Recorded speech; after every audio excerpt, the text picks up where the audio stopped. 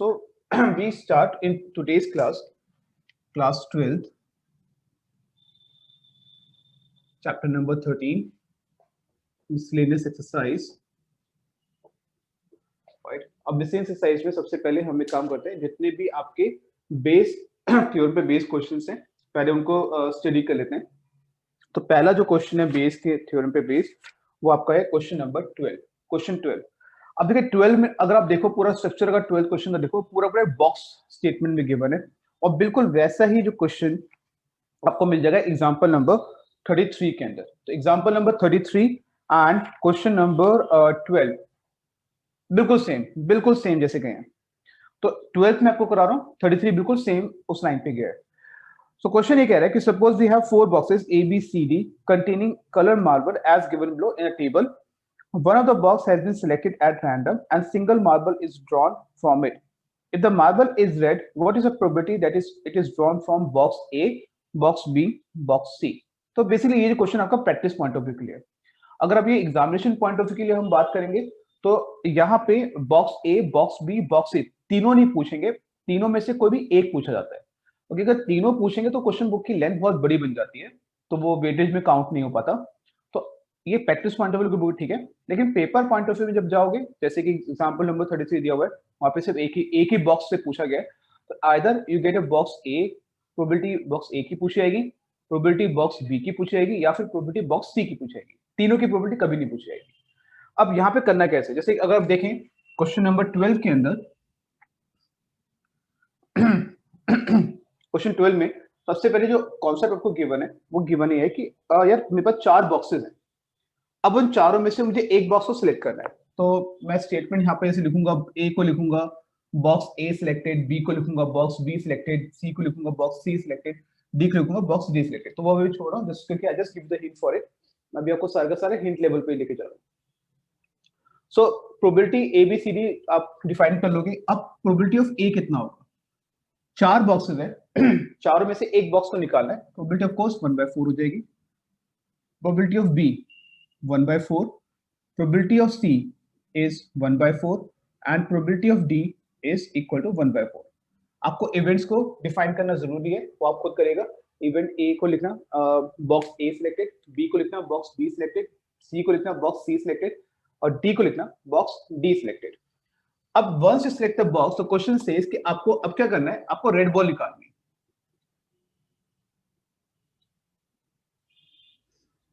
ठीक है, तो जैसे अभी हम बॉक्स ए की हम बात करें तो यहाँ पे लिखेंगे probability R by A. What is the meaning of R by A, box A आपने सिलेक्ट किया, उसमें से रेड बॉल निकाले, ये मतलब है। ऐसी प्रोबेबिलिटी ऑफ यहाँ पे क्या लिखोगे R बाय बी, यहाँ पर प्रोबेबिलिटी R बाय सी, यहाँ पर प्रोबेबिलिटी R बाय डी। आपकी 4 प्रोबेबिलिटी आ गई, राइट। तो हम पहले वाले केस की बात कर रहे हैं कि बॉक्स ए में कितनी रेड बॉल्स हैं। एक ही बॉल रेड बॉल है, out of how many, out of how many अगर देखें तो आपकी 10 बनती है, तो आप यहाँ लिखोगे 1 आउट ऑफ 10। अब बी में आते हैं, 6 रेड बॉल्स हैं, अगेन आउट ऑफ 10, 6 बाय 10। सी के अंदर 8 है, 8 बाय 10, यहाँ पे 0 है, आउट ऑफ 10। इन सब से आपको रेड बॉल मिल गई। तो देखिए वो सेम लेवल चल रहा है जो हमने 13.3 में लिखा था, बिल्कुल वही चल रहा है। बस आपको देखना है कि प्रोबेबिलिटी किसकी निकालनी है। फर्स्ट केस में प्रोबेबिलिटी आपको निकालनी है ए की, तो फॉर्मूला क्या हो जाएगा प्रोबेबिलिटी का, यहाँ पे R बाय ए लिखा है, आप लिखोगे A by R which is equal to probability of A into probability of R by A divided by again सारा probability of A into probability R by A plus probability of B into probability R by B plus probability of C into probability R by C plus probability of D into probability R by D। ये बड़ा सा formula हो गया, याद बिल्कुल नहीं करना है, इसको समझना है किस तरीके से करा है हमने। अपने ए पे प्रोबेबिलिटी निकाली है, तो आप लिखोगे यहाँ पर सबसे पहले यहाँ पे R बाय ए लिखा है, आप लिखोगे उसको उल्टा करके A बाय R, उसके बाद इक्वल में इन दोनों को मल्टीप्लाई करो न्यूमरेटर के अंदर, डिवीजन में फिर सारा मल्टीप्लाई करके लिखा जाएगा। लेट्स से बी की प्रोबेबिलिटी निकाले, फिर सेकंड केस में ये भी बोला ना बी की प्रोबेबिलिटी निकाली, तो क्या करोगे यहाँ पे instead of R by B अब आ जाएगा A by B, sorry B by R, और फिर यहाँ पे क्या लिखोगे probability of B into probability of R by B, denominator बिल्कुल सेम। तो न्यूमरेटर चेंज होता है यूजुअली, बाकी सारी चीजें सेम रहती हैं।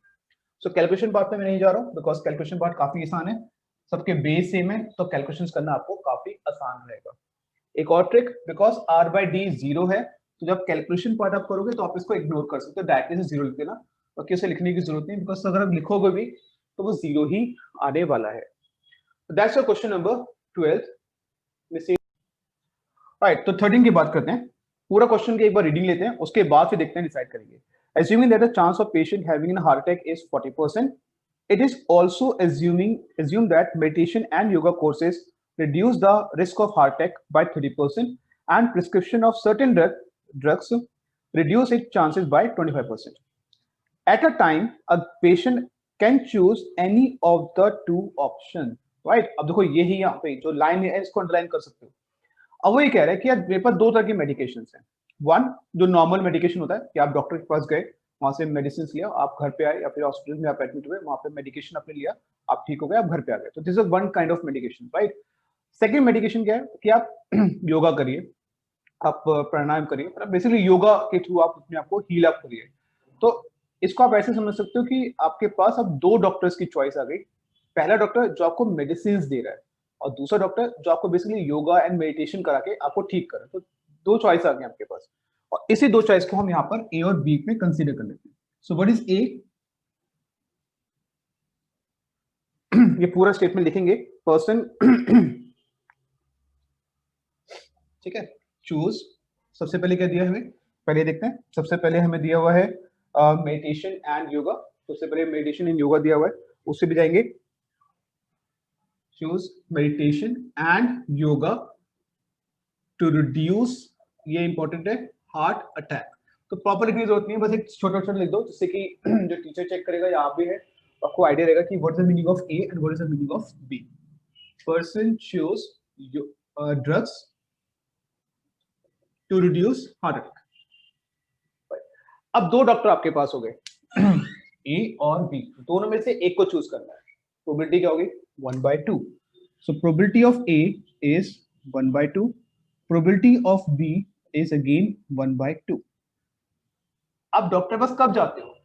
यूजुअली हम डॉक्टर्स के पास कब जाते हैं? जब बीमार होते हैं, या फिर अगर हम पहले प्रिकॉशंस लेते हैं, या तो हम बीमार पड़ गए या फिर हम प्रिकॉशंस लेंगे, ये दो ऑप्शंस होते हैं हमारे पास। तो अगर हम प्रिकॉशंस ले रहे हैं, अब प्रिकॉशन किसका ले रहे हो? अपनी बीमारी को रिड्यूस करने के लिए। मान लीजिए अब मुझे ये पता है कि हम बेसिकली मैं जैसे अपना लाइफस्टाइल यूज कर रहा हूं, चांसेस हैं कि मुझे हार्ट अटैक हो जाएगा। ठीक है, हर किसी को पता होता है ईश्वर कि जिस तरह का हम लाइफस्टाइल जी रहे हैं उसमें चांसेस है कि मुझे हार्ट अटैक हो जाएगा। तो हम क्या करते हैं? अपने डॉक्टर को कंसल्ट करते हैं, यार कुछ ऐसी चीजें बताओ जिससे मुझे हार्ट अटैक रिड्यूस हो जाए। तो क्या कहेगा आपको? योगा कर लो, बी टाइप का डॉक्टर कहेगा योगा करो, मेडिटेशन करो, अपने आप को स्ट्रेस फ्री रखो। ठीक है, तो वो क्या कर रहा है, वो आपका ये बिल्कुल नहीं कह रहा कि आपको हार्ट अटैक बिल्कुल नहीं होगा, वो ये कह रहा है कि चांसेस रिड्यूस हो जाएंगे। या फिर एक दूसरे डॉक्टर होंगे, लेट्स से ए, वो आपको मेडिसिन दे देंगे, कुछ मेडिसिन आप खा लीजिए जिससे कि आपका ब्लड का फ्लो थोड़ा बेटर है, आपका जो हार्ट अटैक है उसके आने के चांसेस रिड्यूस हो जाए। ये नहीं कह रहे कि हार्ट अटैक नहीं आएगा, ये कोई नहीं बोल सकता दुनिया में कि आपको हार्ट अटैक आएगा ही नहीं, और कब आएगा ये भी कोई नहीं बता सकता। कोई मेडिकल साइंस इतनी डेवलप आज तक हुई ही नहीं है तो ये बता दे कि आपको हार्ट अटैक कब आएगा। हार्ट अटैक कब आएगा नहीं पता होता, किसी को भी नहीं पता होता। ठीक है, तो ये ध्यान रखना है, इसलिए लाइफस्टाइल प्रॉपर्ली हेल्दी रखना है अपने आप को। आजकल तो मैंने देखा है यंगर एजेस में भी बहुत ज्यादा प्रॉब्लम हो रही है, तो आप लोग भी अपनी लाइफस्टाइल को प्रॉपर तरीके से मेंटेन करके रखो। तो A and B are basically what जो रिड्यूस कर रहे हैं, थेरेपीज वगैरह दे रहे हैं या फिर ड्रग्स दे रहे हैं आपके हार्ट अटैक को रिड्यूस करने के लिए। लेकिन ये जो भी ले रहा है सबको ले रहा है, लेकिन उस बंदे को क्या हुआ, हार्ट अटैक हो गया, person suffer with heart attack.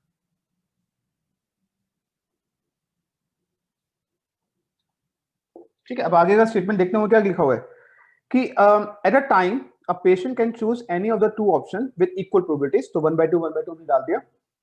It is given that after going through one of the two options, यानी कि जो भी पर्सन है उनमें से कोई भी एक ऑप्शन पे अगर वो जा रहा है, ठीक है, selected random suffer a heart attack, तो C is a suffer a heart attack। तो if I say probability of C by A, probability of C by B, अब देखो काफी इंपॉर्टेंट है यहाँ पे step, right. C by A, उसको अगर पढ़े प्रॉपर्ली, A का मतलब क्या है कि उसने मेडिटेशन एंड योगा लिया हार्ट अटैक को रिड्यूस करने के लिए। लेकिन उसको हार्ट अटैक हो गया। ध्यान से सुनिए, ए ने क्या करा, पर्सन जो है मेडिटेशन या योगा लिया हार्ट अटैक को रिड्यूस करने के लिए, लेकिन उस बंदे को हार्ट अटैक हो गया, राइट। तो रिड्यूस होने की जो प्रोबेबिलिटी गिवन थी वो थी 30%, कि अगर आप मेडिटेशन एंड योगा करोगे तो हार्ट अटैक नहीं होने के चांसेस हैं 30%, तो होने के चांस कितने हैं 70%, राइट। तो यहाँ पे 30% नहीं आएगा, यहाँ पे आएगा 1 माइनस 30/100 यानी कि 70%। ऐसे यहाँ देखो, अगर आप ड्रग्स लेते हो, यानी कि बेसिकली आप कोई मेडिसिन लेते हैं, ड्रग्स का मतलब मेडिसिन अगर आप ले रहे हैं, इन दैट केस आपका हार्ट अटैक नहीं होने के चांसेस हैं 25%। तो होने के चांसेस कितने हैं 1 माइनस 25/100, ठीक है, इतना भी क्लियर हो गया।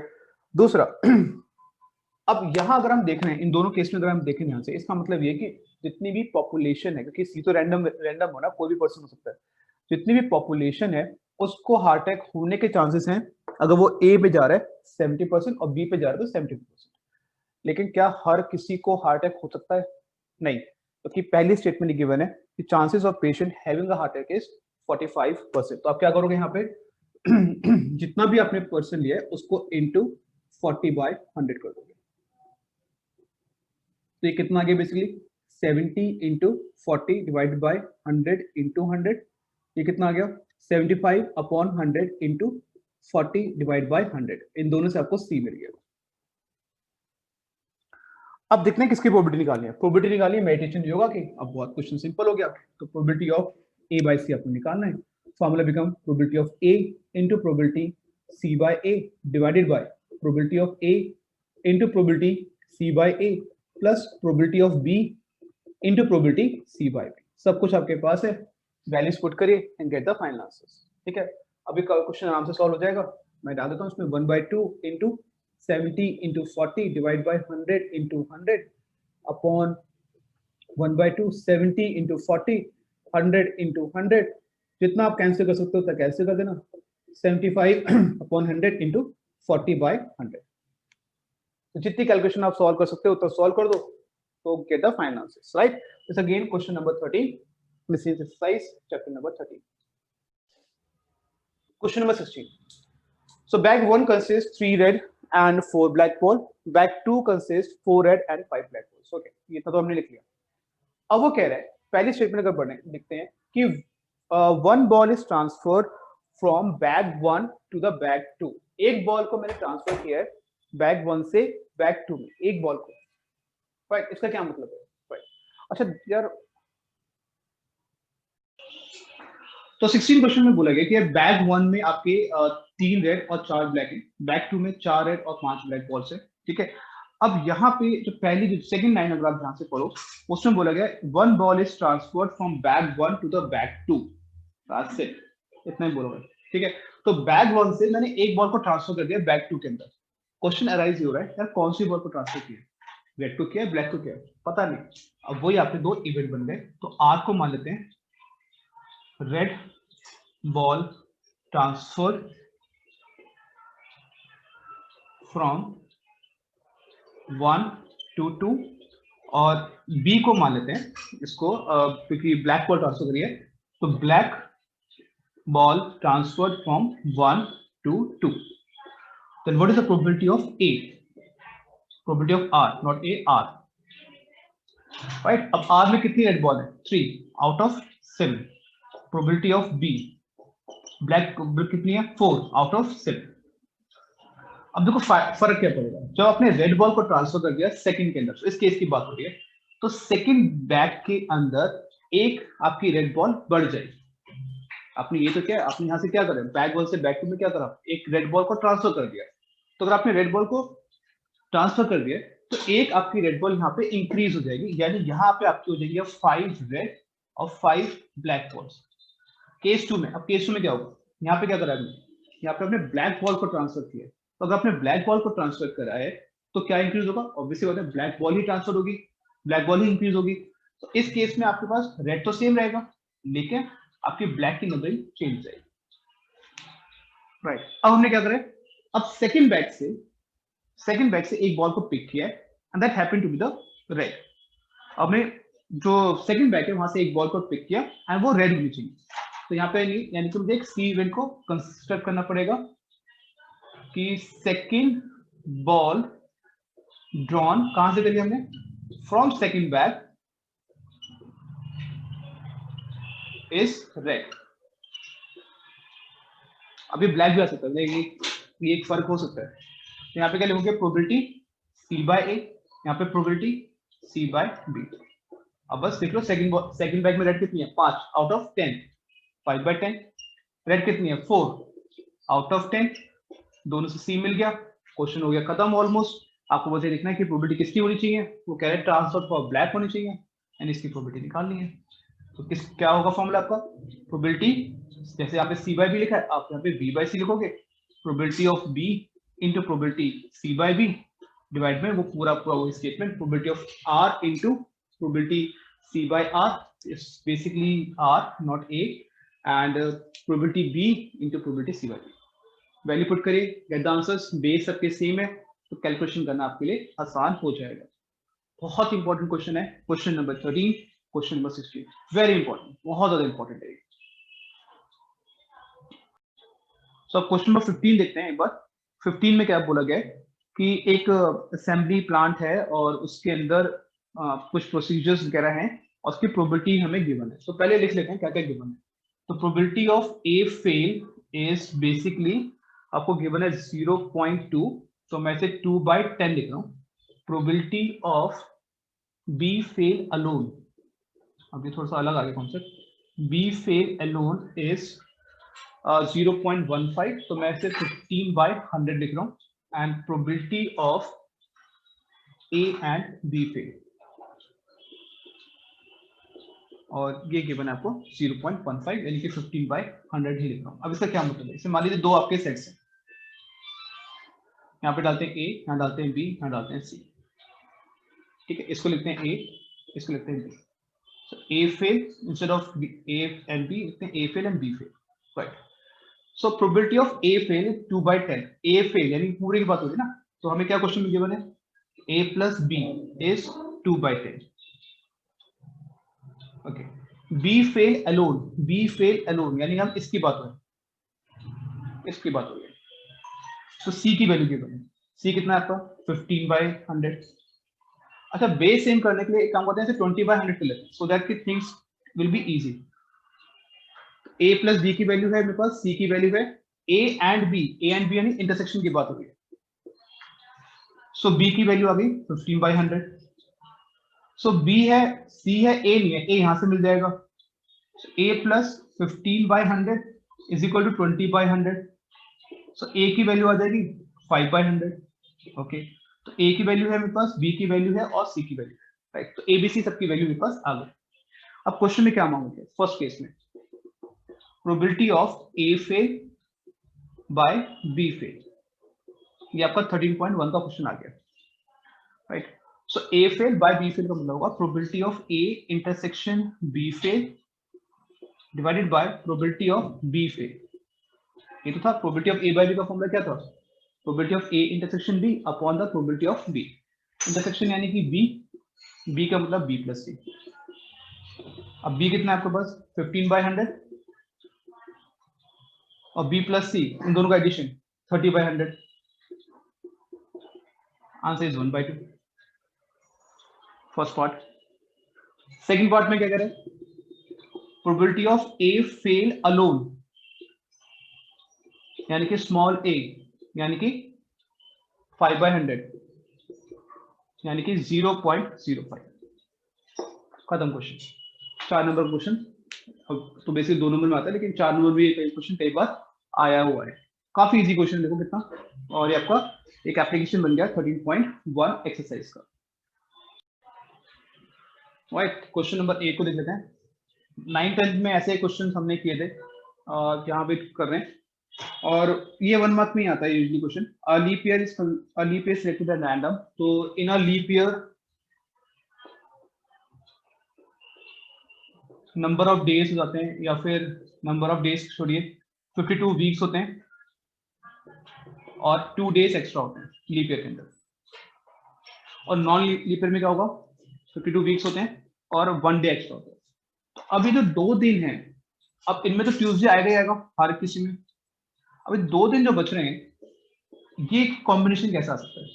It can be like Sunday, Monday, Monday, Tuesday, Tuesday, Wednesday, Wednesday, Thursday, Thursday, Friday, Friday, Saturday, Saturday, Sunday, right. तो ये आपके इतने कॉम्बिनेशन बन सकते हैं। 2 दिन जो बचे वो इन कॉम्बिनेशन में कुछ भी आ सकता है।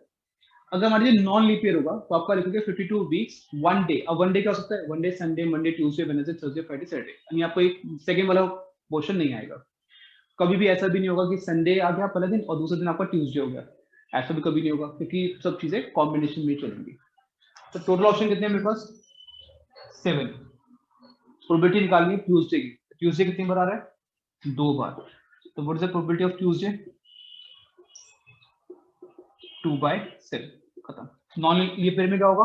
1/7।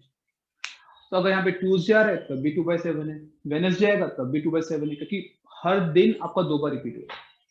That's again question number 8। Question third, right.